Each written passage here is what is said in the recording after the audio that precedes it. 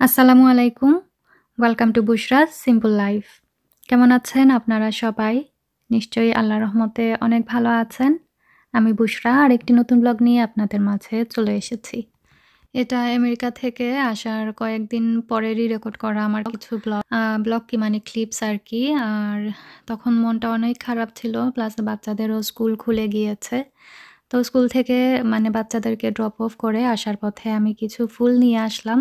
আর ঘরে একটু ফুল থাকলে বা ফ্রেশ ফ্লাওয়ার থাকলে আমার অনেক বেশি ভালো লাগে। তো নিজেকে আরকি একটু বিজি রাখা বা ভালো লাগানোর চেষ্টা। আসলে দেখা যায় এক জায়গা থেকে আরেক জায়গায় আসলে এমনিতেই মন বসে না। আর ঘরে মনে হচ্ছে সবকিছুতে কেমন যেন ডাস্ট পড়ে আছে। তো গুছাচ্ছিলাম সবকিছুই। বাট কেন যেন মনের মধ্যে কোনো শান্তি পাচ্ছিলাম না বা আরাম পাচ্ছিলাম না। তো যাই হোক আমার ফুল যেটা রেখে গিয়েছিলাম গোলাপের সেটা তো মরে একদম অবস্থা খারাপ হয়ে গিয়েছিল। তো ভাবলাম এখানের জন্য আরেকটা গোলাপের গাছ নিয়ে আসি। আর আজকে লালের মধ্যেই নিয়ে এসেছি। যেহেতু এটার ফুলগুলো বেশ ফ্রেশ ছিল আর একটু ফুটানো ছিল।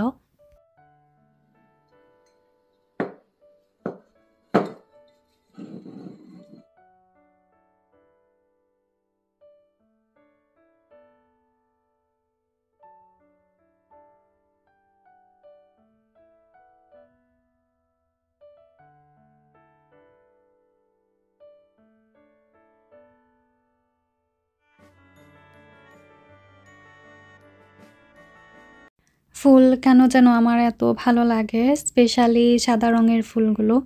আর এই ফুলগুলো কিন্তু বেশ মানে লং লাস্ট করে, পুরো ১৫-২০ দিনের মতো ভালো থাকে। তো এটা ছিল অন্য আরেকটা দিন। আমার বান্ধবী বারবার জোর করছিল যাতে ওর বাসায় যাই, ও একটু সময় বসলে ভালো লাগবে। তো ও বলছিল যে নাস্তা খাবে না আমার জন্য, বাট আমি চা নাস্তা খেয়ে এসেছি। তারপরেও আমার জন্য জোর করে আরেক কাপ চা বানিয়েছে। তো ওর সাথে বসে বেশ কয়েক ঘন্টা মানে গল্প করলাম আর বেটার ফিল করছি। তো এটা ছিল আরেকটা দিন। আজকে ইজান বাবা হেঁটে, হেঁটে যাচ্ছেন আর আজকে একটু লেট হয়ে গেছে আমাদের ঘুম থেকে উঠে রেডি হয়ে বের হতে। স্কুল শুরু হয়ে গেলে আমার কাছে মনে হয় যে একটা রুটিনে পড়া যায়। আর স্কুল বন্ধ থাকলেই মনে হয় যে সব রুটিন উল্টাফুল্টা হয়ে যায়। তো যাই হোক আলহামদুলিল্লাহ আস্তে, আস্তে আবার ব্যাক করছি আমার ট্র্যাকে। আর ঘর সংসার তো আর করতে হবে।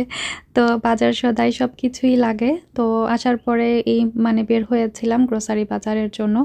আর এসে দেখলাম তখন ব্যাকটন মাছ বাজারে এলাহি কাণ্ড, মানে অনেক ধরনের রেডিমেড খাবার এসেছে। এখন আর ঘরে রান্নাবান্না করতে হবে না কাউকে। মজা করছি, আসলে এগুলো ইমার্জেন্সির জন্য ঠিক আছে। এদিকে আরেকটা হচ্ছে plain rice with rohu fish bhuna and lal shak. এখানে হচ্ছে সাদা ভাতের সাথে রুই মাছের ভুনা, বাটার ডাল, না বুটের ডাল, কি এটা বাটার ডাল। ওকে, ইন্টারেস্টিং। জানি না খেতে কেমন হবে, বাট যাদের হাতে সময় নেই বা কিছু ওদের জন্য হচ্ছে পারফেক্ট। আমি চিন্তা করছি এই একটা নিয়ে দেখবো কিনা কেমন লাগে খেতে। সবসময় তো রান্নাবান্না করতে ভাল লাগে না, বিপদ আপদে কাজে লাগে। দেখি মনে হয় এটা নিয়ে যাই। দেখি আরও একটা লাউ দিয়ে মুগ ডাল, তারপরে তেহারি। এখানে আছে আরও ভাজি ডাল, লাচ্ছি ভাজি ডাল, সবজির খিচুড়ি, অনেক অনেক আইটেম। আর আচারগুলো তো আগেই ছিল। যে এখানে হচ্ছে লিচু ভর্তা, চিংড়ি ভর্তা, লাল মরিচের ছোলা ভুনা, আলু ভর্তা, করলার ভাজি, বড়ই ভর্তা, বড়ই আচার। তো এই যে আরও আছে জলপাই ডাল, এটা নতুন জলপাই ডাল। তারপরে হচ্ছে করলা ভাজি, বড়ইয়ের আচার, আলু ভর্তা, সরি এটা কি ছোলা ভুনা। ও ছোলা ভুনা হচ্ছে ফ্রোজেন, ইন্টারেস্টিং। চিংড়ি মাছের মালাইকারি, এটা হচ্ছে লিচু ভর্তা। তো এখানে বিভিন্ন ধরনের দেশীয় খাবারের সমারোহ, আর সব কিছুই রান্না করা আর কি ফ্রোজেন। তো ব্যাচেলারদের জন্য আমি ভাবছিলাম যে এটা বেস্ট একটা অপশন হতে পারে যারা কিনা ঘরের খাবার মিস করছেন। আর এমনিতেই ১টা-২টা আইটেম আনা যায়, বাট আমরা তো রেগুলার রান্না করি। বাট যারা হচ্ছে কাজে থাকেন বা খুব তাড়াহুড়ার মধ্যে, ওনাদের জন্য আমি ভাবছি যে ভালোই একটা অপশন, খারাপ কি। আর এদিকে হচ্ছে আমি আসার সময় এই চিংড়ি মালাইকারিটা নিয়ে এসেছিলাম। তো ইনস্ট্রাকশন অনুযায়ী আমি এটাকে গরম করে নিব আর ট্রাই করব যে এটা খেতে কেমন, আর আপনাদের সাথেও রিভিউটা শেয়ার করব। আসলে তখন এত মানে পরিমাণে এসেছে, আমি দেখেছি যে সবাই পাগলের মতো এগুলো কিনে নিয়ে আসছেন। তো আমি যেদিন গিয়েছিলাম শপিংয়ে তখন কোনো সেল ছিল না, মাত্র ওদের নতুন কালেকশন এসেছে এই টাইপের আর কি। আর পরে ২ দিন পরেই দেখলাম যে হিউজ সেল ছিল, প্রত্যেকটা আইটেম ১ পাউন্ড করে ওনারা মানে দিয়েছিলেন, যাতে করে মানুষ মানে খেয়ে দেখতে পারে যে এগুলো কেমন বা কোয়ালিটিটা কেমন বা টেস্ট কেমন। তো প্যাকেটের গায়ে লেখা ছিল এগুলো কেমন করে খেতে হবে। তো প্রথমে একটু ডিফ্রস্ট করে নিয়েছিলাম, পরে পাতিলে নিয়ে আমি ভালো করে গরম করে নিয়েছি। যেহেতু ফ্রোজেন খাবার ভালো করে গরম না করলে পরে আবার পেটে ব্যথা করবে। তো অনেকগুলো চিংড়ি ছিল, খারাপ না, সাইজ ও প্রাইস অনুযায়ী ঠিক আছে চিংড়ির। এখন খেয়ে দেখি কেমন। তো এই তো প্লেটে নিয়ে এসেছি, এখানে ৬ পিস চিংড়ি ছিল আর ঝোল ছিল এনাফ। তখন আমি বিসমিল্লাহ করে খেয়ে দেখি। ফার্স্ট ইমপ্রেশন যেটা ছিল, গরম করার পরে যে একটা স্মেল বের হয়, আমার কাছে হলুদের ঘ্রাণটা অতিরিক্ত স্ট্রং মনে হয়েছে। একদম মনে হয়েছে যে কাঁচা হলুদের যে একটা স্মেল থাকে ওইটার মতো। এটার মধ্যে কালো জিরা দেয়া আছে দেখছি। বিসমিল্লাহির রহমানির রহিম।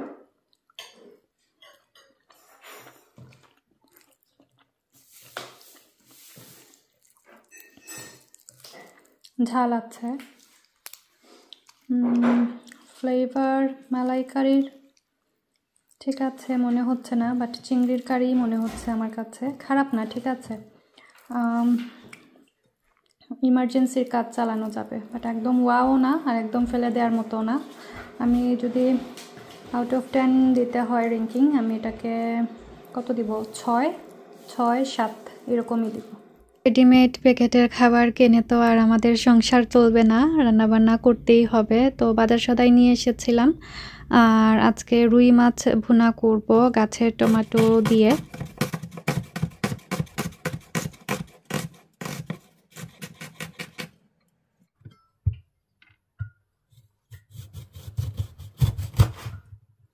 এই ছোট শেপের রুই মাছ আমার আগে আর কখনোই আনা হয় না। এদেশের রুই মাছগুলো এত বিশাল আকারের থাকে, তো সুন্দর করে যে পিসগুলো সেগুলো আসলে পাওয়া যায় না। সেটা ভেবেই আমি ছোট ছোট দেখে নিয়ে এসেছিলাম, ভেবেছিলাম যে মানে এরকম আস্তে আস্তে পিস খেতে পারবো বা ভালো লাগবে দেখতে রান্নার পরে। বাট কে জানে এই মাছগুলো তো একদমই মজা থাকে না।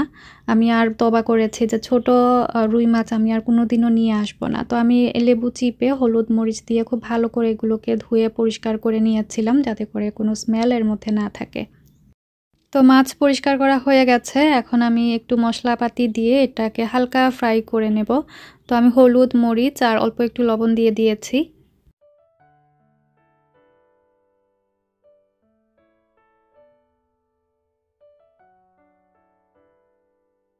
তো মাছ ভাজার জন্য আমি তেলে দিয়েছি, আর দেওয়ার সাথে সাথেই দেখুন মাছের শেপ কিভাবে চেঞ্জ হচ্ছে। তো ভেবেছিলাম যে রান্নার পরে দেখতে সুন্দর লাগবে এগুলো, বাট এগুলো তো পুরা মানে ব্যাঙের বাচ্চার মতো হয়ে গিয়েছিল, আর মনে হচ্ছিল যে এগুলো ডান্স করছে এরকম। তো আমি এই পিকচারটা ফেসবুকে শেয়ার করেছিলাম, আপনারা সবাই অনেক হেসেছেন, আর অনেকের একটা গানও মনে পড়েছিল, আয় তবে সহচরে, হাতে হাতে ধরে ধরে। তো আমি এখন ভয়েস ওভার দিতে গিয়েও এখন আমার এই গানটা মনে পড়ে যাচ্ছে, আর খুবই মজা লাগছিল, মনে হচ্ছে যে এগুলো হাতে হাত ধরে সত্যিই ডান্স করছিল। তো যাই হোক, এখন মাছগুলো কড়া করে ভাজা হয়ে গেছে, এই পর্যায়ে আমি উঠিয়ে নিব। তো এই একই তেলের মধ্যে আমি রসুন কুচি আর পেঁয়াজ কুচি দিয়ে দিচ্ছিলাম, দিয়ে নাড়াচাড়া করে এগুলোকে একটু পানি দিয়ে সফট করে নিব।